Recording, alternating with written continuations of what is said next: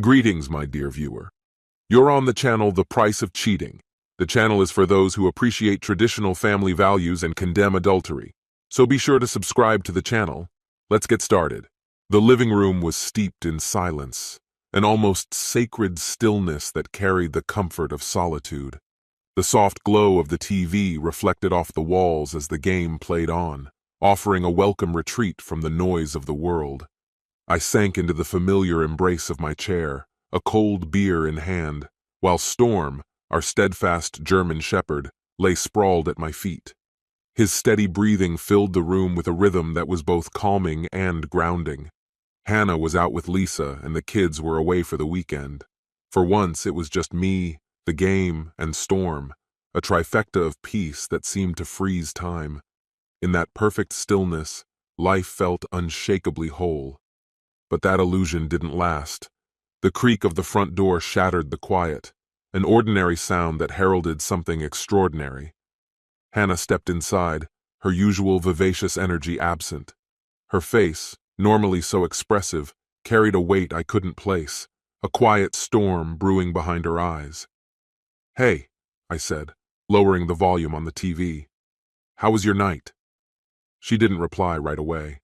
Her gaze stayed fixed on the floor, her fingers nervously playing with the strap of her purse. The air between us grew heavy, thick with unspoken tension. After what felt like an eternity, she finally spoke, her voice soft yet piercing. "Brandon, we need to talk." I set my beer down, the gravity of her tone cutting through the calm. "What's going on?" I asked, keeping my voice as even as I could despite the sudden surge of anxiety. Her hesitation stretched the moment unbearably, but then she met my gaze. What she said next landed like a thunderbolt. "I want to sleep with someone else." For a second, the world blurred, her words ricocheting in my mind. I managed to choke out, "You... what?" "It's not you," she began, her voice quivering. "I love you, Brandon, I do. But I need to feel something different, something more. I've been lost and I need to feel alive again." I shot to my feet, the chair scraping harshly against the floor. I wasn't angry, not yet. What I felt was something deeper, a consuming disbelief that left me adrift.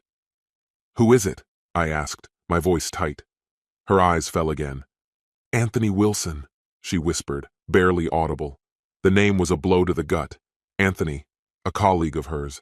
Someone I'd met a handful of times and never thought twice about. A man I'd trusted on the shallow merits of acquaintance. This wasn't a momentary lapse in judgment.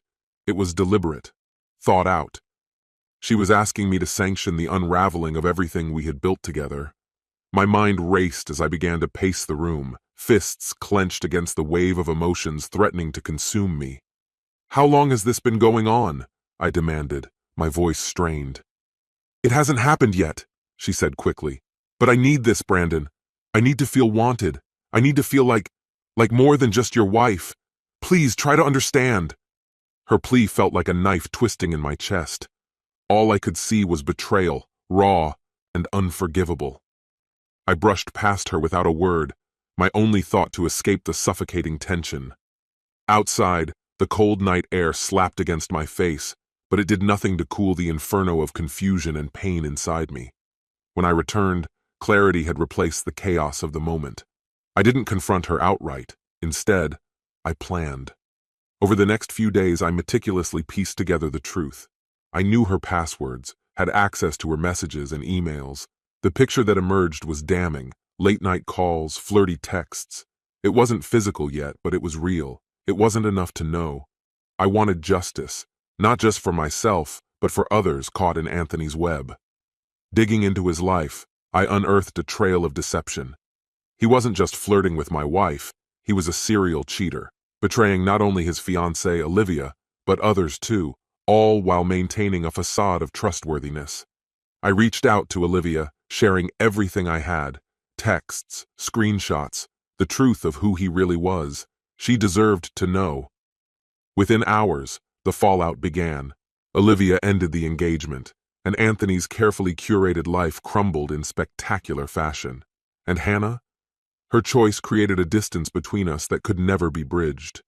The weight of her actions lingered like an unspoken chasm, a reminder of what we once had and what she chose to destroy. In the end, I reclaimed my own power amidst the wreckage. It didn't erase the hurt, but it brought me clarity. I wasn't the one who broke us. That was her burden to carry, her regret to live with. Anthony was caught off guard, scrambling to make sense of the chaos descending upon him, but this was just the beginning of what I had in store. With the first steps of my plan underway, I advanced to the next phase, contacting his employer. After carefully analyzing his professional background, I uncovered discrepancies and anonymously sent an email detailing everything. The fallout was swift and merciless. Anthony never saw it coming. Within days, he was called into HR and placed on suspension pending a full investigation. The career he had worked so hard to build was now teetering on the edge of collapse. Meanwhile, Hannah remained completely unaware that I was the one pulling the strings. But I wasn't done yet. The next step was to ensure a public reckoning. I hosted a casual neighborhood gathering, unassuming on the surface, with light refreshments and polite conversation. Beneath the surface, though, I had a calculated agenda. As the evening reached its peak, I stood to propose a toast. To trust, I began, and the consequences when it's broken. The room fell silent, all eyes on me, as I queued up a projector. With a click, the screen filled with the damning evidence I had gathered, texts, emails, and photos that left no room for denial. The silence was deafening. Hannah's face went ghostly pale, and Anthony looked like a man crushed under the weight of his own actions. It was the exact moment I had envisioned. "You thought you could betray me and get away with it?" I said, my voice cold and steady. "You thought there wouldn't be repercussions?" Their stunned expressions said it all. In the days that followed, the fallout spiraled out of control. Anthony lost his job, and his professional reputation was destroyed. His relationship with Olivia crumbled under the weight of his disgrace. As for Hannah, she clung desperately to what was left of her own career, her reputation in tatters. But I wasn't done. I had yet to confront her directly. Hannah's life continued to unravel. Her once close social circle began to distance themselves, and the friendships she had painstakingly built fell apart. I observed her from a distance, watching as she struggled to salvage her dignity. But this was a mess of her own making. I made sure everyone knew the truth about who she really was. She attempted to reach out to me multiple times, but I ignored her messages. There was nothing more to discuss. The damage was done, and her words couldn't undo it. This wasn't about reconciliation. It was about ensuring she understood the weight of her betrayal. At work, her situation deteriorated further. Once valued colleagues avoided her, and her supportive boss withdrew. The cracks in her professional life grew wider until it was only a matter of time before her career fully imploded. By then, she was utterly isolated. While Hannah's world crumbled, I turned my attention to rebuilding my own life. I invested my energy in launching a business I had long dreamed of starting, finding purpose and satisfaction in moving forward without her. My children became my priority. I wanted them to feel safe and supported amidst the turmoil, ensuring they knew I would always be their rock despite the wreckage of our family. During this period of renewal, I met Kathy. She came into my life through mutual friends, a warm, straightforward woman who saw me for who I had become rather than as a victim of the past. Our connection started as something casual, but as weeks turned into months, it became clear we shared something special. Her steady, calming presence brought a peace I hadn't known in years. For the first time since the divorce, I felt genuinely happy. This wasn't the fiery, impulsive passion I had once known with Hannah, but a mature, steady love rooted in understanding and growth. Kathy reminded me of how far I had come, but Hannah wasn't ready to let go. Desperate to salvage what little remained, she reached out to me one evening. Her call carried a tone of urgency, and though I considered ignoring it, I sensed she wouldn't stop until she had her say. Reluctantly, I agreed to meet her. We chose a quiet cafe we had once frequented in better times, a setting rich with irony. When I arrived, she was already there, seated in a corner, looking smaller and more vulnerable than I had ever seen her. The confident woman I had once known was gone. "Brandon," she began, her voice trembling, "I know you've moved on, and I know I have no right to ask for anything, but I need you to hear me out." I sat across from her, my arms folded, listening without emotion. The anger I once felt had faded, but forgiveness still seemed an impossibility. "I don't expect you to forgive me," she said, her voice cracking under the weight of her regret. "But I need you to know how sorry I am, for everything. I destroyed what we had because I was selfish and blind. I didn't think about the consequences, for you or for our family." Her words lingered in the air, heavy with remorse. I listened, unmoved. While I recognized her pain, I knew no apology could ever restore what had been lost. Forgiveness, if it ever came, would not be today. For now, all I could do was let her words hang as a testament to the choices that had brought us here. "Not now, Brandon. I can't make this right." Her voice trembled, strained by the weight of her guilt. "I'll never forgive myself for what I've done."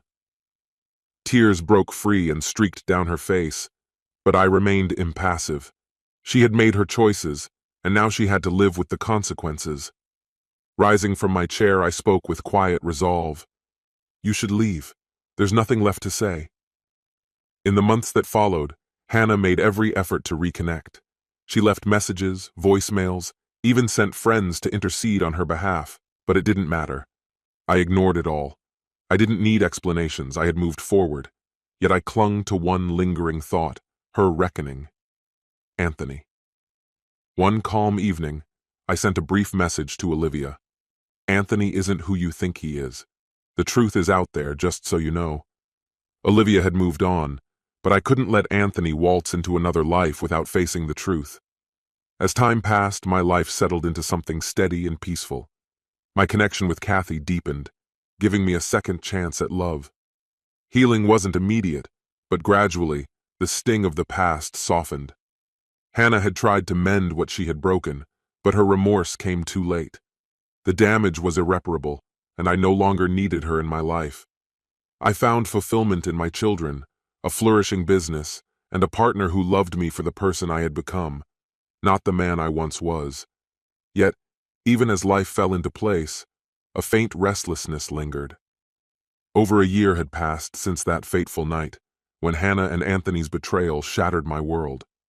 Though I had rebuilt, a faint thread of unresolved tension gnawed at me. Occasionally, whispers about Hannah reached me. Her life was unraveling, her career on the brink, her friendships crumbling. Those who once trusted her now kept their distance, burdened by her betrayal. Guilt seemed to be her constant companion. Through mutual connections, I heard about her decline. I didn't take pleasure in it, but a cold satisfaction came from knowing she had reaped what she had sown. One gray afternoon, my phone buzzed. Her name flashed on the screen, and for the first time, it didn't stir anger or pain. Instead, I felt an odd detachment. I answered, my voice steady. "Hi, Brandon," she began, her tone tentative and raw, stripped of its former bravado. "I need to see you. I can't keep going like this." Her words sparked something unnameable, perhaps the need for closure, not revenge. "Where?" I asked simply. She mentioned a small cafe I'd never been to. I agreed, not with any hope for reconciliation, but to finally hear her own the destruction she'd caused. I arrived early, needing space to collect my thoughts. When I spotted her at a corner table, I hardly recognized her. Time had etched weariness onto her features. Her once vibrant demeanor was gone, replaced by a somber, hunched figure. She stared into her coffee, unaware of my presence. When she finally looked up, her eyes were hollow, her face pale, and her expression laid bare with regret. "I don't even know why I'm here," she admitted softly.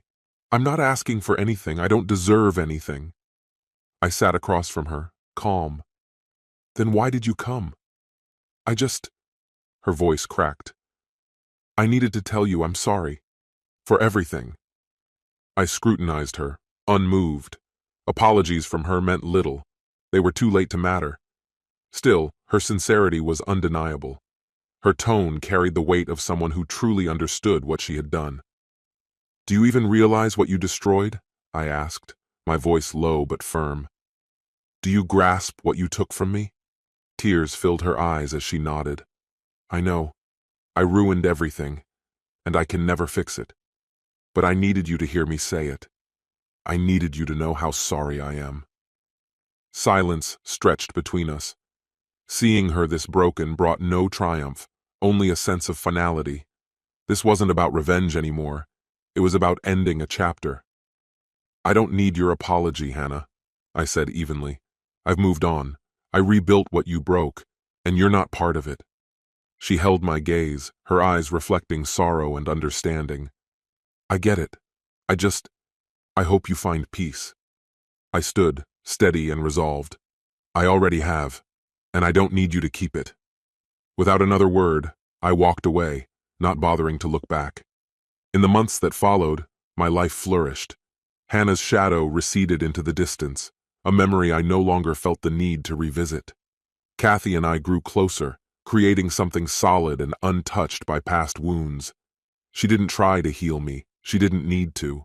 She loved me as I was, a man who had endured and come out stronger. My business thrived, my children blossomed, and I faced the future with renewed optimism. Hannah's sporadic attempts to reach me went unanswered. Her apologies couldn't erase her choices or undo her self-inflicted ruin. I had reclaimed my life, transforming myself into someone resilient and self-assured. No longer defined by betrayal, I had risen above it. And neither Hannah, Anthony, nor the ghosts of what had been could take that away from me. This concludes the story. If you like it, then put your powerful like and subscribe to the channel.